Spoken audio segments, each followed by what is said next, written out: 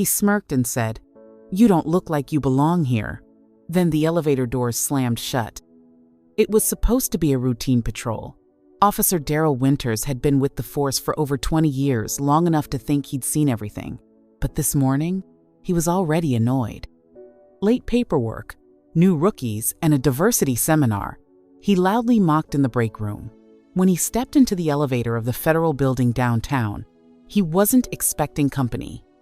But just as the doors began to close, a woman in a black hoodie slipped in. She smiled politely.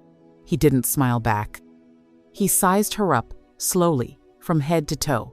"This floor's not open to the public," he said, hand casually resting on his belt. She didn't flinch, didn't even blink. Just stood there, quiet, calm. "Lost?" he asked, voice coated in something slicker than concern. "You don't look like someone who works in this building." Still no answer, just that same calm, unsettling smile. That's when the elevator jolted. Lights flickered. The hum of motion stopped completely. Stuck. Daryl cursed and slammed the emergency button. She just stood there, hands in her hoodie pocket, still silent, still smiling. He started pacing, muttering about lazy engineers, about how things never work in this city, about cut corners and low standards. She watched him unravel with the kind of stillness that made him uncomfortable. And then finally she spoke. "It's funny," she said, "how quick some people are to show who they really are when the doors close." Daryl froze for a second, thrown off by the calm in her voice. There was no fear in it, no anger either, just that sharp, quiet confidence that made him feel like he was the one being watched. He laughed it off, trying to regain control. "Look, I don't mean anything by it," he said, forcing a grin. "Just saying you don't exactly look like someone from around here." She tilted her head slightly. "And what exactly does someone from around here look like?" He shrugged. "You know, suit, badge, clipboard. You look more like someone trying to deliver lunch to the wrong floor." That's when she finally moved just one step forward. Nothing threatening, but it made him tense up. His hand instinctively drifted toward his holster, but she caught it. "Relax," she said. "You won't need that." The silence that followed felt heavy, like the walls of the elevator had started pressing in. Daryl cleared his throat. "So, what do you do then?" She glanced up at the emergency panel, then back at him. "Let's just say I work in investigations." That answer didn't sit well with him. He narrowed his eyes, trying to gauge if she was mocking him. "Private security?" he guessed. "Something like that?" The woman smiled again, that same knowing smile that had unnerved him from the moment she walked in. "No," she said. "My clearance goes a bit higher than that." And just like that, he started to sweat. Daryl chuckled nervously, the kind of laugh that tries to cover uncertainty. "Higher clearance, huh?" he said. "What? Like government contract stuff? Tech? You don't exactly look like one of those types either." She didn't answer, just leaned back against the elevator wall, arms crossed, eyes fixed on him like she was reading through him and finding nothing worth hiding. He hated the silence more than anything. It gave his mind too much room. He began to fill it with questions, assumptions, and finally irritation. "You got a name? Or are we just gonna stand here playing 20 questions?" She nodded slowly. "Ava." That was it. No last name, no details. Just Ava. "All right then, Ava," he said, trying to reassert some control. "You ever been stuck like this before? Elevators in this building are trash." "Only once," she said, "but that time, the person I was stuck with didn't say anything racist in the first 5 minutes." The words landed hard. He blinked. "Excuse me?" She looked straight into his eyes. "You heard me." For the first time, Daryl didn't have something clever to say. There was a quiet there now, not just between them, but inside him. Something unsettled. A tiny crack in his certainty. But he recovered, or at least pretended to. "I don't know what you're implying," he muttered. "I treat everyone the same." She raised one eyebrow. "That's exactly what they all say. right before they find out who I am." And with that, she pulled a slim black badge case from her hoodie pocket. He stared at it, not quite believing. For a second, Daryl didn't move, his eyes locked on the case in her hand like it was a weapon. When she flipped it open, time seemed to slow. A golden badge glinted in the dim emergency lighting, circular, official, and unmistakable. Federal Bureau of Investigation. He swallowed hard. You're FBI?" She nodded once, never breaking eye contact. "You're kidding me," he said, almost laughing, but the kind of laugh people use when panic is creeping in. "No way. You don't, seriously?" Ava slid the badge back into her pocket like she'd done it 1,000 times. "Why is that so hard to believe, Officer Winters?" He bristled. "How do you know my name?" That's when she took a step forward, slow, deliberate. "You're part of an internal watch list, nothing official yet, but your name's been coming up." Daryl's face drained of color. "Complaints?" she asked. "About excessive force, racial profiling, unnecessary stops?" He tried to speak, but the words jammed in his throat. "I've been watching officers like you for a while," she continued, calm and clear. "The ones who hide behind a badge but leave a trail. Usually it takes longer to get face to face. But lucky me, today, the elevator made it easy." He opened his mouth to defend himself, but he knew, deep down, that she already had the evidence. And now, they were trapped in a box. With nowhere to run, Daryl backed up instinctively, his shoulders hitting the cold steel wall of the elevator. The air felt tighter now, like every breath took effort. "Look," he started, his voice lower, like he was trying to sound reasonable. "I've been a cop for over 20 years. I've made a few mistakes, sure, but that's not the whole story." Ava didn't flinch.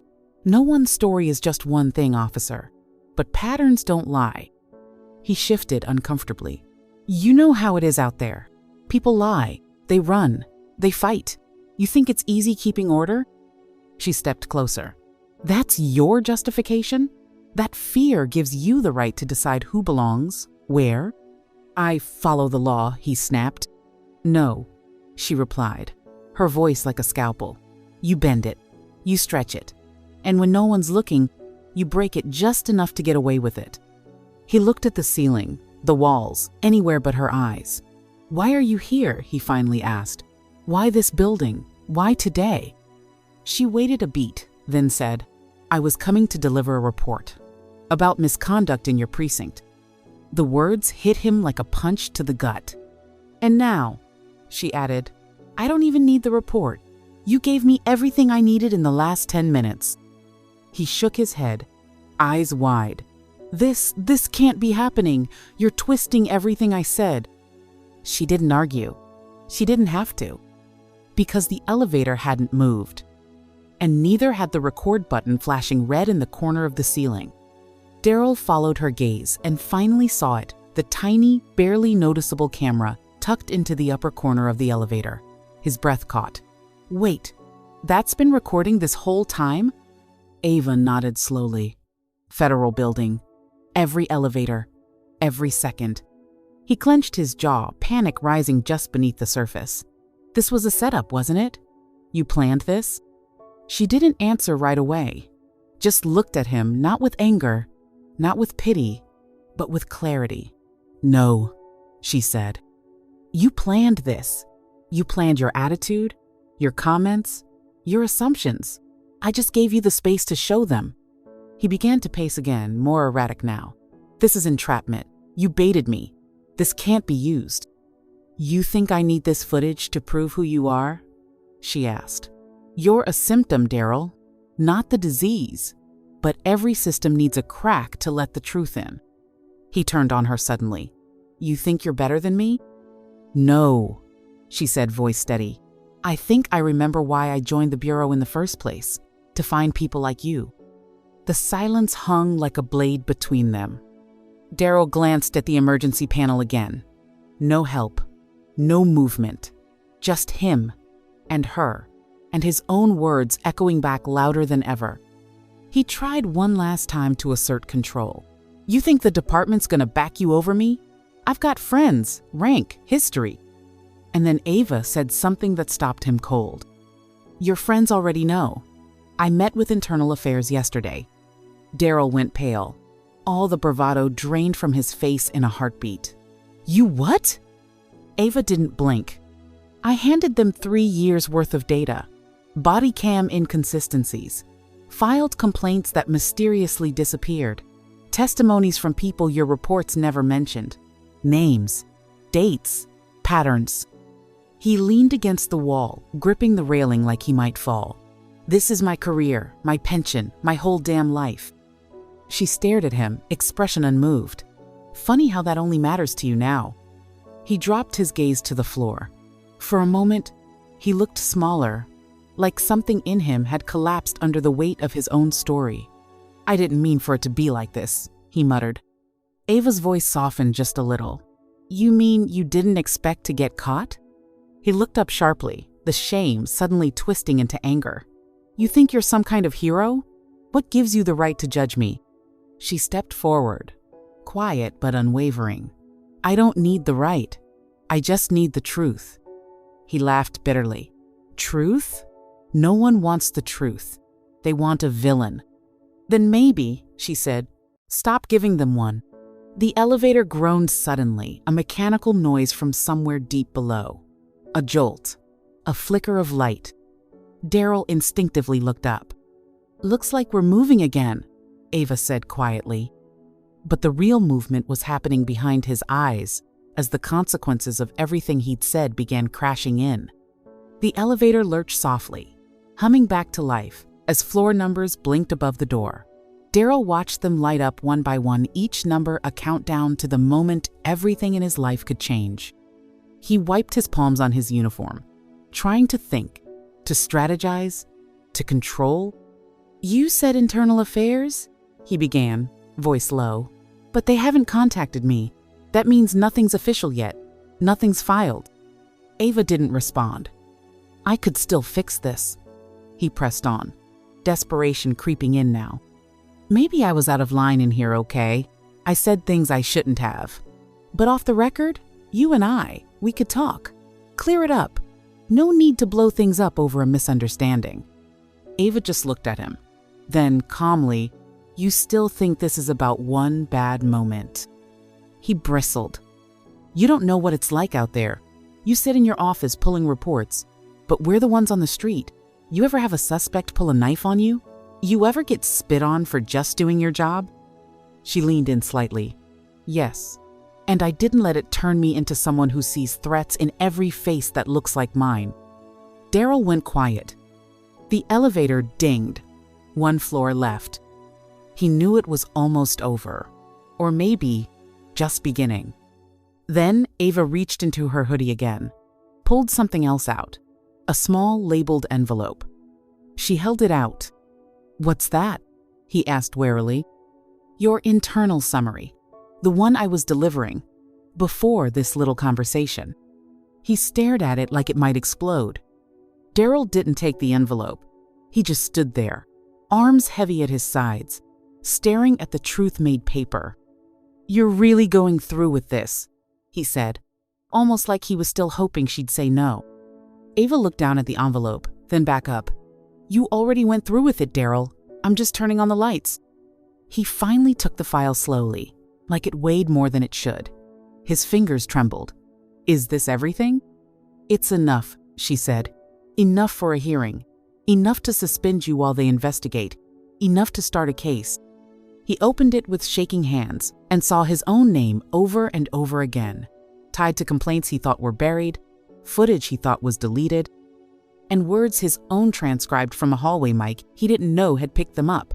What happens now? He asked, voice hollow. That's not up to me, she said. It's up to the system you swore to uphold. The elevator dinged again. Lobby. As the doors opened, Daryl stood frozen. On the other side, 2 men in plain suits with badges around their necks. Internal affairs. Right on time. Ava stepped out first. One of the agents nodded to her, then looked at Daryl. Officer Winters. We'd like a word." He didn't move. Couldn't. She turned to him one last time. "You said earlier that no one wants the truth, but some of us still believe in it." And then she walked away. Daryl stood alone in the elevator, still gripping the envelope like it might burn through his hands. The lobby buzzed outside agents, waiting, people moving, phones ringing, but inside the metal box, it was quiet, heavy, the kind of silence that follows a life hitting a wall. He finally stepped out. The agents didn't grab him. No cuffs, no scene, just a nod and a quiet gesture toward a side room. He followed them slow, like a man walking through the ruins of everything he built. Ava didn't look back. She walked through the main doors, hoodie up, face calm, no gloating, no triumph, just purpose. Outside, the sky had turned gray. Rain misted the pavement. She pulled out her phone, checked a message, and kept walking. Another name, another precinct, another day. Because this wasn't about revenge. It was about accountability. And for every officer who thought the badge was a shield from consequences, there were others like her watching, waiting, documenting, letting time do what it always does. Reveal. In that elevator, it wasn't the wires or the metal or the walls that trapped Daryl. It was the truth. And this time, the doors didn't just open for Ava, they closed behind him. If that moment hit you deep, share this story, because silence protects the powerful, but truth protects us all.